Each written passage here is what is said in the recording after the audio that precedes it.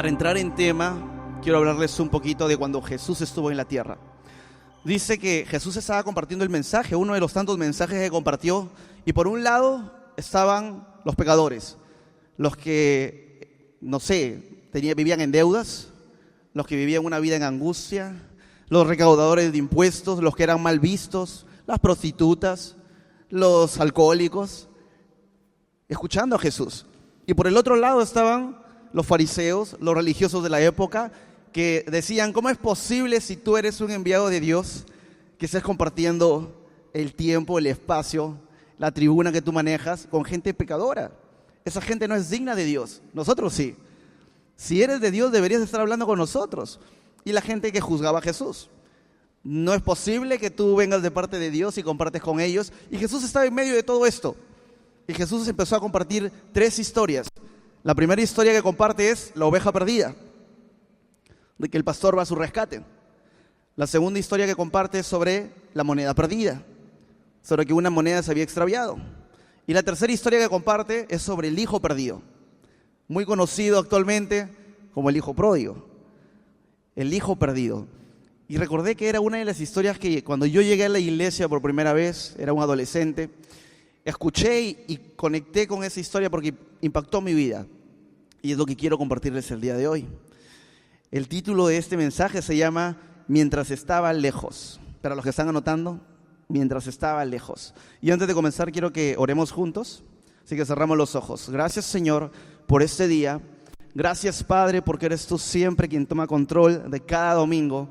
Quiero pedirte, Señor, de que sean tus palabras saliendo de mi boca y no mis palabras, porque las únicas palabras que pueden cambiar vidas son las tuyas, Señor. Sé tú hablando al corazón de cada uno de nosotros y instruyéndonos, llevándonos de acuerdo a tu corazón, a tu carácter y a tu deseo, Señor. Gracias. Úsame como herramienta de barro, Señor, frágil a ti. En el nombre precioso de Jesús. Amén y amén. La historia que quiero contarles está basada en Lucas, capítulo 15, versículo del 11 al 24. ¿Sí? Si estás con tu Biblia, sería genial que me acompañes. Y si tenemos los textos, tenemos los textos. La gente de multimedia está pero on fire, siempre ahí con la Biblia. Para entrar un poquito en contexto, quiero hablarles de 4 puntos específicos de esta historia. El primer punto se llama Dios te ama, aunque tú te hayas alejado de Él. Y voy a comenzar leyendo Lucas 15, de 12 al 13. Dice: un hombre tenía 2 hijos, continuó Jesús. El menor de ellos dijo a su padre: papá, dame lo que me toca de la herencia. Y ahí entramos al versículo 2. El hijo menor le dijo a su padre: quiero la parte de mi herencia ahora. No quiero que me la des en un rato, la quiero ahora, le exigió al padre. Quiero mi herencia en este momento, in this moment, right now, antes de que mueras. Y encima le dijo viejo, ¿no? Padre, quiero que me des mi herencia ahora porque ya estás viejo. Antes de que mueras. Entonces el padre accedió a dividir sus bienes entre sus 2 hijos. Poco después, el hijo menor empacó sus pertenencias y se mudó a una tierra distante, a una tierra lejana, donde derrochó todo su dinero en una vida desenfrenada. Pidió su herencia, me dijo a su padre: padre, dame la herencia antes de que mueras. Coge sus cosas y se marcha a una tierra lejana y empieza a derrochar, a gastar en abundancia. No es derrochar, despilfarrar el dinero. No lo gastas en algo prudente, sino en lo que se te antoja, ¿no? Como cuando eras un niño y te daban tu propina. ¿Y qué comprabas? Caramelos, ¿no? Todo era dulces. Ahora con mi hija, ¿no? Que me dice: papá, quiero dulce, quiero chocolate, que todo es dulce, ¿no? Entonces estamos negociando con ella para que no coma dulce. Entonces, aquí hay puntos importantes de esta historia. Primero, el hijo pide la herencia a su padre, la pide en vida. En la cultura judía, algo extremadamente ofensivo era pedir tu herencia en vida, porque tu padre aún era el representante de tu casa, era el líder de tu casa. Y si tú le pedías a tu padre tu herencia, era extremadamente ofensivo. Un padre se hubiera molestado terriblemente y hubiera castigado al hijo. Sin embargo, a pesar de que en esta cultura era muy ofensivo, básicamente le estaba diciendo a su padre: padre, me interesa más lo que tienes, ya no me interesa caminar bajo tu yugo, caminar contigo, quiero vivir mi propia vida, solo me interesa lo que tú tienes. Y lo que me impacta de esta parte es que el padre no lo detiene. ¿Sí? El padre no le dice, oye, ¿estás loco? ¿Cómo la herencia se da cuando uno fallece? Pero el padre no lo detiene. El padre lo deja ir. Divide la herencia, le da su parte y lo deja ir. Y aquí podemos observar a un Dios que no controla ni obliga. En la imagen del padre podemos ver a Dios. Es un padre que tú le pides y te da. Que no le da una parte de su herencia, le dio toda su herencia. ¿Sí? No lo obligó a quedarse, no le dijo te lo doy si inviertes en esto. No le puso condiciones, no lo obligó a nada, no lo retuvo a la fuerza. Porque tenemos un Dios que no te quiere retener a la fuerza. Nuestro Dios es un caballero, siempre me dijeron, porque Él espera que tú te acerques. Él nunca te obliga a que tú te quedes a presión, a la fuerza. Entonces el Padre no lo detiene, le da libertad y lo deja ir, pero el Padre es un Padre que ama incluso cuando tú decides alejarte. El Padre le da libertad, lo dejó irse, pero nunca dejó de amarlo. Es importante tener esta idea clara. El Padre nunca dejó de amarlo a pesar de la rebeldía del Hijo.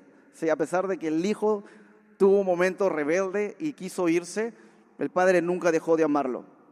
Ahora, aquí nos dice que el Hijo va a una tierra lejana, y esta tierra lejana representa que se alejó voluntariamente de Dios, buscando independencia, buscando los placeres de la vida, libertades, y la historia nos habla de que el Hijo empezó a despilfarrar su dinero, a malgastarlo en los diferentes placeres de la vida. Y aquí quiero que leamos otro versículo que está en Romanos, capítulo 5, versículo 8, que dice: Dios demuestra su amor por nosotros en esto, en que cuando todavía éramos pecadores, Cristo murió por nosotros. Aunque el Hijo estaba lejos, nunca dejó de ser Hijo. Aunque el Hijo le pidió la herencia a su padre y se marchó, nunca dejó de ser Hijo. Lo mismo es contigo y conmigo. Dios nunca nos llamó esclavos ni sirvientes, Dios nos llamó hijos. Y cada uno de nosotros puede ser un hijo de Dios. Y es así como Dios nos ve, como un hijo, aunque tú lo hayas rechazado, aunque el hijo se haya marchado, aunque el hijo no quería saber nada del padre en ese momento, nunca dejó de llamarlo hijo. Y aquí quiero que te quedes con esta primera parte, que es: Dios no deja de amarte por tu distancia. Su amor no cambia por tu condición. Lo que tú ves como rebeldía, Dios lo ve como una oportunidad para abrazarte cuando regreses. Dios vio la rebeldía del hijo, o el padre vio la rebeldía del hijo, no le quitó su amor, le dio su herencia, no dejó de amarlo y nunca le quitó el título de hijo. A pesar de que el hijo se marchó y hizo lo que quiso, el padre siempre lo esperó, siempre lo amó. ¿Sí? Y aquí quiero que vayamos al punto 2. El punto 2 dice: tocar fondo no es el final, sino el comienzo del camino de regreso. Vamos a leer Lucas 15, continuando, dice: al mismo tiempo que se le acabó el dinero, hubo una gran hambruna en todo el país. Y él comenzó a morirse de hambre. Qué casualidad, ¿no? Él tiene toda su herencia, la gasta, la despilfarra, se queda sin nada y justo en ese momento viene una hambruna. O sea, estás misio y aparte viene una escasez, viene hambruna, y cuando hay hambruna los precios aumentan, ¿sí? Todo aumentó de precio, no le alcanzaba para nada, empezó a morirse de hambre, literal, a morirse de hambre, y convenció a un agricultor local de que lo contratara. Y el hombre lo envió al campo para que diera de comer a sus cerdos. El joven llegó a tener tanta hambre que hasta las algarrobas con las que alimentaban a los cerdos les parecía buenas para comer, pero nadie le daba nada. El hijo llegó al peor lugar imaginable para un judío. No sé si saben, pero un judío no puede estar cerca de los cerdos. No puede comer cerdos, no puede estar cerca de los cerdos porque es algo extremadamente impuro para él. Sin embargo, el único lugar en el que él logra convencer, no es que lo quisieron contratar, él convence al agricultor: oye, dame un trabajito allí para comer algo, aunque sea. Fue un agricultor que tenía cerdos y su trabajo era alimentar a estos cerdos con las algarrobas. Y el hijo tenía tanta hambre que incluso llegó a ver esas algarrobas, esa comida de cerdo, agradables para que él lo pueda comer. No tenía nada para comer y él dijo: aunque sea, puedo comer esto. A ese punto llegó el hijo, tocó fondo. Tocó fondo porque un judío no puede estar con cerdos y encima un trabajo tan denigrante para ellos. Ahora el texto nos dice algo más: nadie le daba nada. El hijo pedía, buscaba, quería algo para comer y nadie le daba nada. No encontró gracia en nadie. Y aquí podemos ver el vacío total. Se le acaba el dinero, se le acaban los amigos, se le acaba la dignidad. Ocurre, ¿no? Se te acaba el dinero y de pronto los amigos desaparecen. Y esas personas que estaban cerca a ti, siempre contigo en las fiestas, desaparecieron de un momento a otro. Siempre contigo en las reuniones, se fueron y te quedaste solo. A veces Dios permite que toquemos fondo, no para destruirnos, sino para que descubramos que solo Él puede levantarnos. Muchas veces Dios no interrumpe nuestra caída, pero sí está listo para recibirnos cuando decidimos volver. Esta parte me encanta porque podemos ver la libertad que Dios nos da. El Hijo se fue. El Padre no lo detuvo porque tenemos a un Padre que no te retiene por fuerza, ni quiere que lo obedezcas por presión. Sí, le dio libertad. El Hijo se fue con su herencia y hizo lo que quiso. Nadie controló lo que Él hizo porque tenía libre albedrío, tenía libertad para decidir. Y el Hijo empezó a decidir: yo quiero fiestas, gastarlo en alcohol, gastarlo en los vicios de la vida, y se quedó sin nada por propia decisión. Lo gastó todo. Sin embargo, el Padre no pudo intervenir o no quiso intervenir en nada de ello porque es tu libertad, porque fue la libertad del Hijo que tomaba sus propias decisiones, porque si no seríamos robots. Si Dios viene y te empieza a manipular y te dice: hey, muévete aquí, si te vas por allá, te va mal. Hey, esa chica no te conviene, mejor muévete acá. Pero a veces uno terco, ¿no? Sigues y sigues. Hey, ese negocio te va a ir mal, no te estoy dando el visto bueno. Hey, piensa bien antes de invertir. Algo que veíamos en el trabajo es, cuando tú quieres invertir, no necesitas de dinero. Cuando tú quieres empezar un negocio, no necesitas de dinero. ¿Sí? Los negocios inician con ideas, con visión, con una visión clara. Si tú tienes la visión clara de qué quieres para tu vida, el dinero llega. ¿Sí?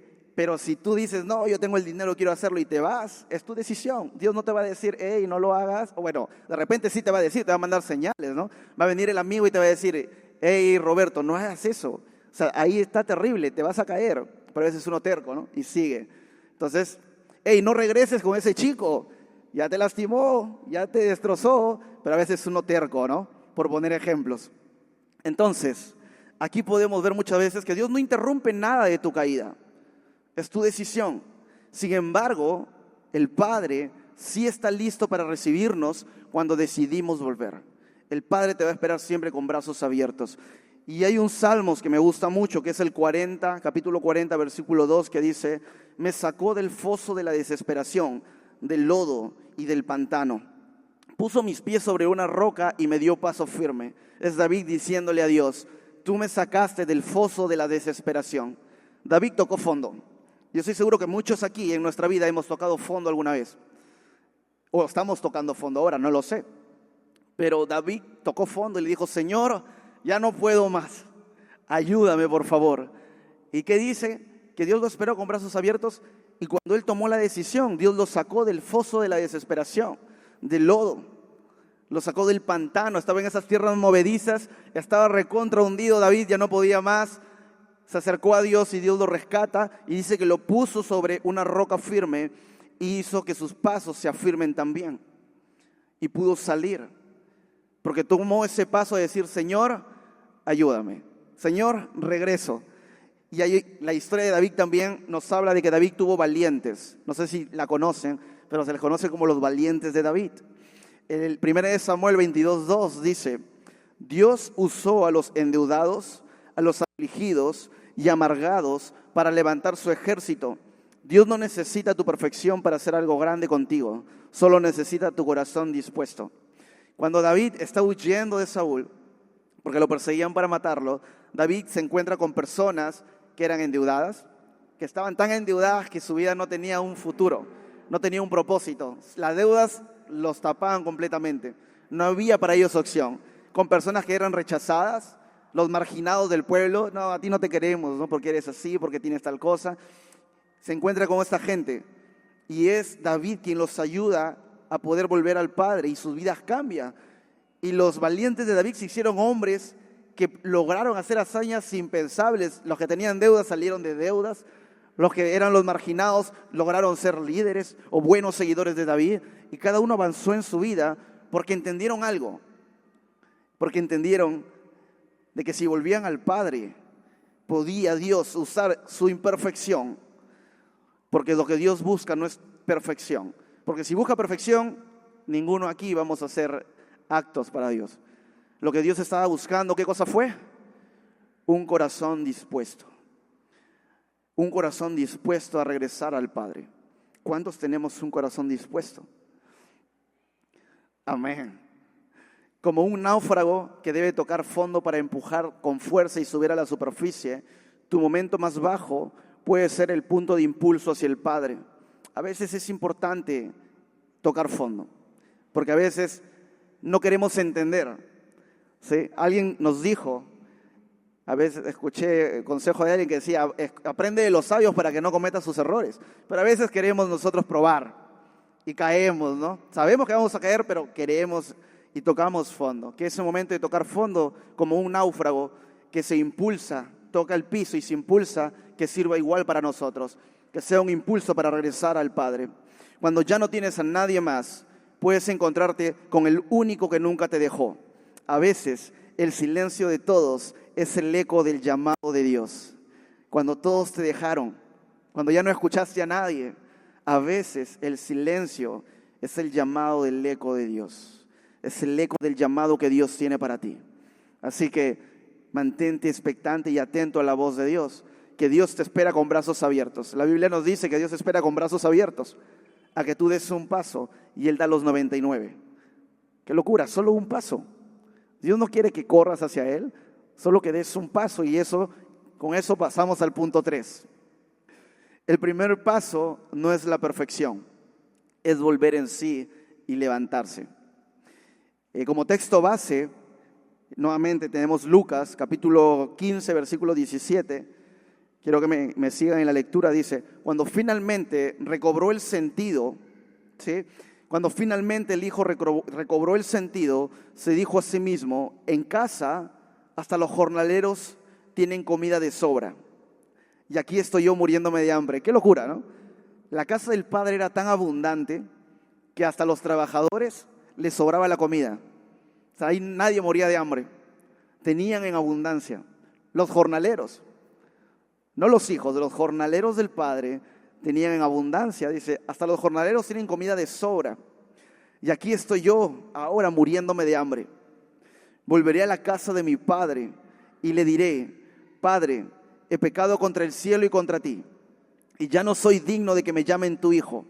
Te ruego que me contrates como jornalero. Entonces regresó a la casa de su padre. Me encanta esta parte. Primero porque nos habla la escritura que dice, y volviendo en sí. El hijo volvió en sí, analizó la realidad que estoy viviendo. Ya toqué fondo. ¿Por qué estoy aquí? ¿Qué me pasa? Entiende su situación y dice, no es posible, en casa de mi padre, se da cuenta, hasta un trabajador, hasta el sirviente más pequeño, tiene comida en abundancia y hasta le sobra. ¿Qué hago yo aquí pasando hambre? ¿Qué hago sufriendo? ¿Qué hago llorando por estas cadenas que me atan al pasado, que no me dejan avanzar? ¿Por qué estoy viviendo eso? ¿Por qué estoy viviendo eso? Entonces, volviendo en sí, es que la restauración comienza en el corazón, en la mente y en una conversación interna.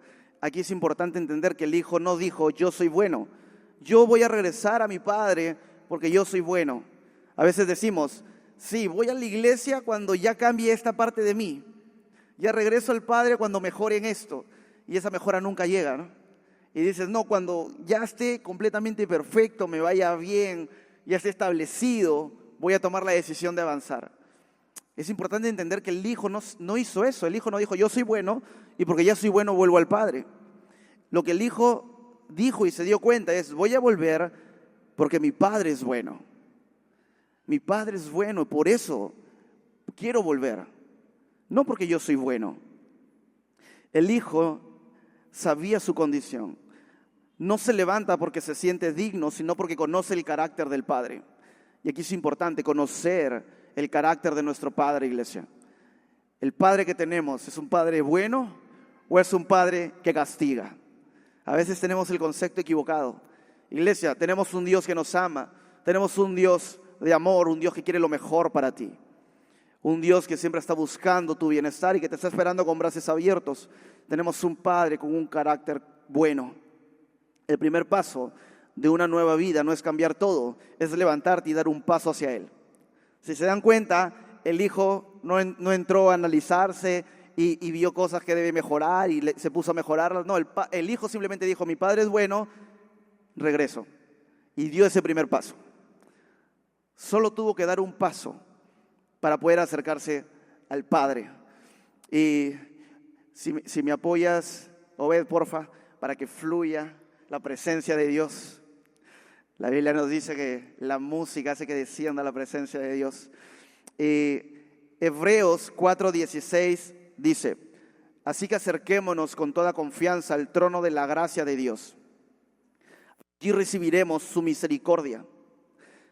Acerquémonos con toda confianza al trono de la gracia. No dice acércate con temor, acércate con dudas, acércate por si acaso Dios te acepta, acércate con confianza. Y toda la Biblia te va a decir, acércate con confianza, porque tenemos un Dios que te está esperando. No tenemos un Dios que te juzga. No tenemos un Dios de que si ya pecaste, como que, qué roche regresar, no me siento digno, Dios no me va a recibir, de repente me va a mirar mal, de repente por ahí los hermanos me van a estar mirando mal.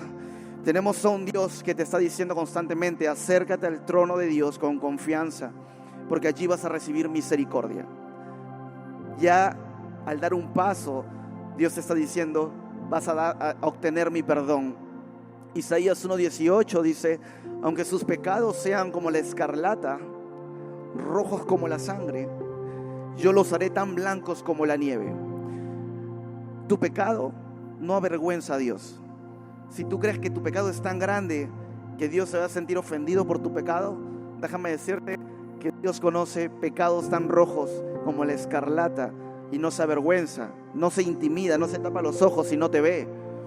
A Dios no le importa tu pasado. Él dice, yo te perdono y limpio esos pecados y los vuelvo, si son como la escarlata, los vuelvo tan blancos como la nieve. Tan blancos como la nieve. No le importa lo que tú hayas hecho en tu pasado o incluso hoy antes de venir aquí. Dios no se avergüenza. Dios no se intimida. Dios quiere perdonarte, perdonar tu pasado y tu pecado. Dios te ama. El hijo practicó su discurso. Voy a acercarme a mi papá y cuando esté cerca a él voy a decirles, papá, he pecado contra el cielo y contra ti. No soy digno de ser llamado tu hijo, pero acéptame aunque sea como uno de tus jornaleros. Y se puso a practicar su discurso. Y lo practicó en su mente y mientras regresaba a casa iba practicándolo y iba diciendo, le voy a decir esto, pero y si de repente no me quiere aceptar, mejor me voy a tirar al piso. Y si no es suficiente, me voy a romper las vestiduras, voy a tragar tierra y le voy a pedir perdón. Me voy a humillar tanto ante mi padre que me acepte, aunque sea con todo lo que yo hago. Y fue practicando su discurso y lo fue practicando. He pecado contra el cielo y contra ti. Y se preparó todo un guión para cuando llegue a tener algo que decir. Y ya estaba listo, ya se sentía listo para acercarse al Padre a pedir perdón. Y quiero que te quedes aquí con esta frase. No esperes estar listo para volver. Vuelve y el Padre se encargará del resto. El cielo no espera perfección. Dios espera sinceridad. Y el punto 4, que es el último punto. El Padre te está esperando con amor, no con condenación. Continúo leyendo Lucas 15, versículo 20, dice: y todavía estaba lejos cuando su padre lo vio llegar. Lleno de amor y compasión, corrió hacia su hijo, lo abrazó y lo besó. Me encanta esta parte. Dice, y todavía estaba lejos. El hijo estaba lejos, apenas se veía su sombra. Pero el padre lo vio llegar. ¿Por qué lo vio llegar? Porque lo estuvo esperando siempre. Porque el padre siempre estuvo en la ventana, confiando y creyendo que su hijo iba a regresar. Todos los días mirando a la ventana a que su hijo regrese. Y apenas vio una sombra, porque dice que lo vio a lo lejos. Apenas lo vio regresar, el padre salió corriendo, nos dice la Biblia. Corrió a su hijo y lo abrazó y lo besó. Su hijo le dijo su discurso: Padre, he pecado contra el cielo y contra ti, y ya no soy digno de que me llamen tu hijo. Sin embargo, el padre dijo a los sirvientes: rápido, traigan la mejor túnica que hay en la casa, vístansela, consigan un anillo para su dedo y sandalias para sus pies. Maten el ternero que hemos estado engordando. Tenemos que celebrar con un banquete que este hijo mío estaba muerto y ahora ha vuelto a la vida. Estaba perdido y ahora ha sido encontrado. Y entonces comenzó la pachanga. Y entonces comenzó la fiesta. Yo antes creía que Dios era un Dios aburrido, que Dios estaba molesto y que nos juzgaba. Pero cuando de verdad empecé a estudiar la Biblia, me di cuenta que tenemos un Dios que le encanta la fiesta. Un Dios que siempre está haciendo fiesta por sus hijos. Hay una frase que me gusta mucho aquí en esta última parte que dice que el padre dijo: maten al ternero que hemos estado engordando. ¿Por qué estaban engordando un ternero? Ya sabía que el hijo iba a venir y tenían un ternero específico que ya había venido engordando para el hijo, que sabía que el hijo iba a regresar. El padre quería que su hijo regrese. No sabía si iba a regresar o no, pero tenía la esperanza de que iba a regresar. Por eso siempre estuvo esperando, estuvo engordando y estuvo preparando todo. El texto dice claramente: cuando aún estaba lejos, el padre lo ve primero. El padre corre. En la cultura judía, iglesia, que un padre, que una persona mayor corra era algo indigno. Era algo que no tuvo un hombre mayor en los judíos, nunca lo vas a ver correr, porque eso es algo indigno. Una persona mayor no puede hacer eso. De repente sí puedes correr, tienes la energía, la fuerza física, pero no puedes hacerlo porque vas a ser visto de manera indigna. Pero no le importó. El amor del padre lo movió más que la dignidad. No le deja terminar el discurso. El hijo empezó: padre, he pecado contra el cielo y contra ti, no soy digno que me llamen. Y el padre rápidamente, no le dijo silencio, pero empezó a gritar a los sirvientes: tráiganme la túnica, tráiganme un anillo, tráiganme las sandalias, que mi hijo estaba muerto y ahora ha regresado a la vida. No le dejó terminar el discurso, porque el discurso no es importante, iglesia. No importa cuán bien hablemos, cuán mal hablemos, si sabemos cantar, no sabemos cantar, si sabemos silbar o no sabemos silbar. No importa nuestras virtudes, no importa el talento, no importa el discurso. Lo que fue importante es dar ese paso. Sofonías 3, versículo 17 dice: Él, el Padre, se deleitará en ti con alegría, te renovará con su amor y se alegrará por ti con cantos. Fiesta.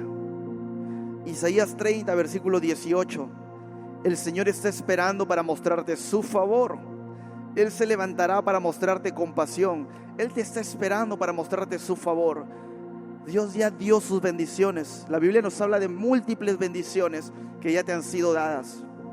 La manera para que tú las recibas es simplemente dar un paso hacia el Padre y el regalo ya fue enviado hacia ti. Solo tienes que cobrar el regalo.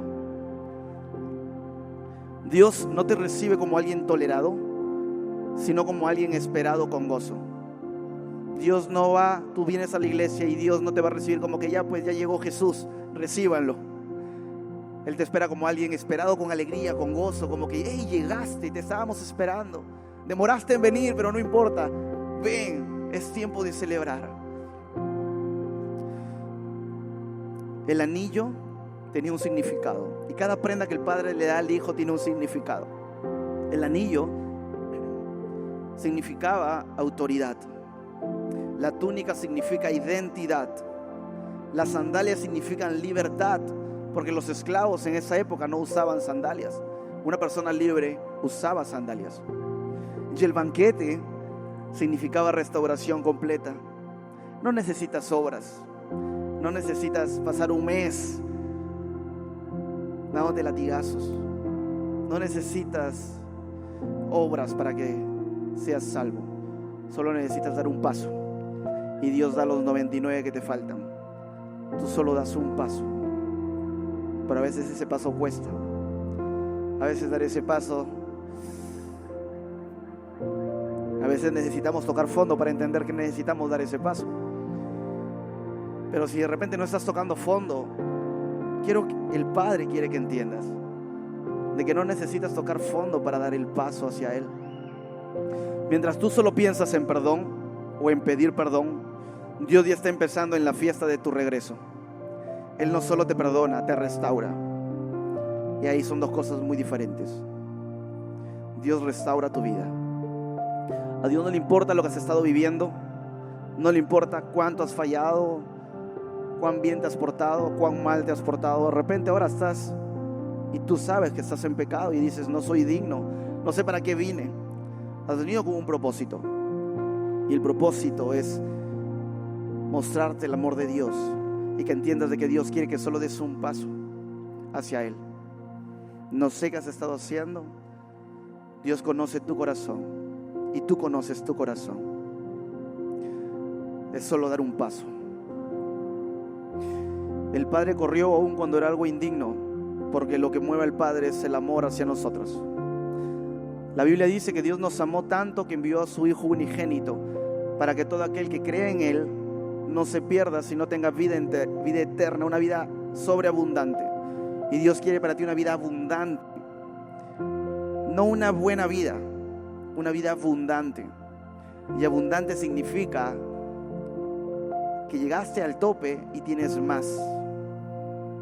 Siempre pongo el ejemplo de cuando vamos al cine y tienes tu cancha ilimitada, que si te la acabas puedes llenarla de nuevo. Abundantes, la lleno toda, tengo un tope. Abundantes, le hago un globito, ¿no?, de cancha. Y sobreabundantes, sigue cayendo, ya se llenó y sigue cayendo, que cae a los costados. Y cuando se derrama por los costados, bendice a los que están a mi alrededor. Eso es sobreabundante. Y Dios quiere para ti una vida sobreabundante. No solo una vida buena, una vida sobreabundante. Que tu vida sea de bendición para otros. No con lo que digas, sino con tu testimonio. Que la gente sepa: hey, ese es un hijo de Dios. No porque lo veo dándose latigazos, sino porque lo veo y refleja ese amor.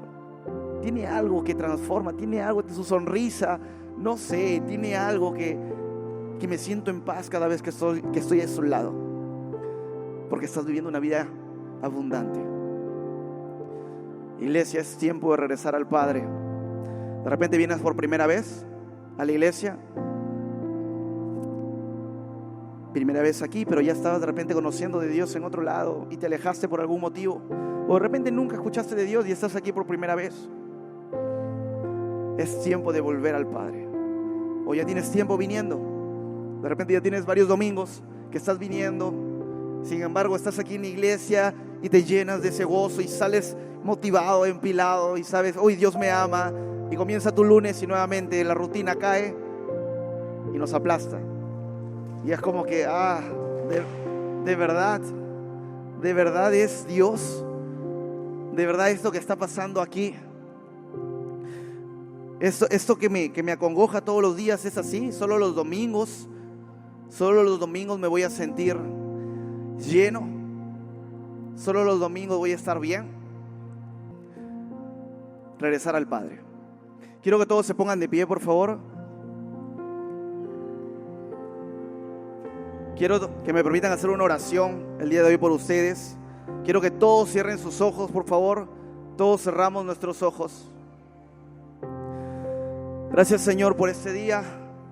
Gracias, Padre, porque eres tú quien tiene el control de todo lo que sucede. Gracias, Señor. Quiero pedirte, Señor, que tú tengas el control en este momento de todo este lugar. Sé tú, Señor, protegiéndonos a cada uno de los que estamos aquí. Confiamos en ti, de que tú tienes el control y que si tú estás presente, nada nos va a pasar. Padre, quiero pedirte en esta mañana por mis hermanos que están aquí por primera vez, por cada uno de ellos que está viviendo una situación difícil, que tiene un dolor en el corazón, que hay cadenas que los mantienen prisioneros a un pasado que ya no quieren vivir. Quiero pedirte en esta mañana por cada uno que está viviendo una situación difícil y que no sabe cómo avanzar. De repente hay una falta de perdón.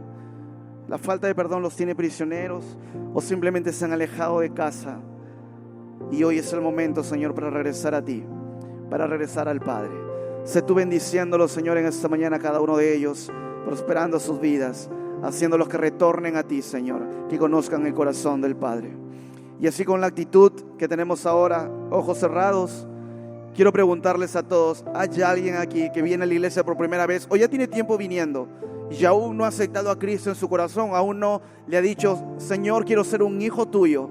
Porque la palabra de Dios dice que cuando aceptamos a Cristo en nuestro corazón, nos convertimos en hijos de Dios. Todos aquí somos creación de Dios, pero nos volvemos hijos de Dios cuando aceptamos a Cristo en nuestro corazón. Y hoy es el día, iglesia, para regresar al Padre, dar un paso hacia el Padre y regresar a Él. Si tú el día de hoy quieres hacer esta oración para aceptar a Cristo en tu corazón y volverte un hijo de Dios, me gustaría que levantes tu mano solo para ver con quién voy a hacer la oración. No te voy a invitar a que vengas al frente, no te quiero avergonzar, solo quiero saber con quién voy a hacer esta oración. Gracias, al medio, gracias. A la derecha, gracias también. Puedes bajar la mano, allá atrás, gracias, puedes bajar la mano. Te estoy viendo, puedes bajar la mano. Muy bien, gracias. Este tiempo va a ser un tiempo poderoso, porque la palabra de Dios dice que cuando un hijo vuelve a casa hay fiesta en el cielo. Los ángeles hacen fiesta en el cielo por cada uno de ustedes, por cada hijo que vuelve al Padre. Repitamos, iglesia, juntos. Con los que levantaron la mano, repítelo creyendo, haciendo esta declaración en fe. Pero todos juntos, iglesia, quiero que le repitamos también esta oración juntos, para que quede en el anonimato quien levantó la mano. Oremos juntos. Padre, hoy quiero volver a ti. Perdóname, porque he pecado contra el cielo y contra ti. Pero hoy entiendo que el camino de vuelta a casa solo es dar un paso. Y quiero dar ese paso de fe, porque entiendo que me amas, entiendo que me restauras, entiendo que llenas mi vida de amor y fortaleza. El día de hoy, Señor, declaro que eres mi Dios y mi Señor y mi Salvador, y que si hoy día tengo que partir al cielo, voy a estar en tu presencia, caminando de tu mano. Y declaramos esto juntos, iglesia, en el nombre de Jesús. Todos decimos amén. Así es. Hoy hay fiesta en el cielo, dice la palabra de Dios, por cada uno que se arrepienta. Bienvenido a casa. Bienvenido, iglesia. Gracias.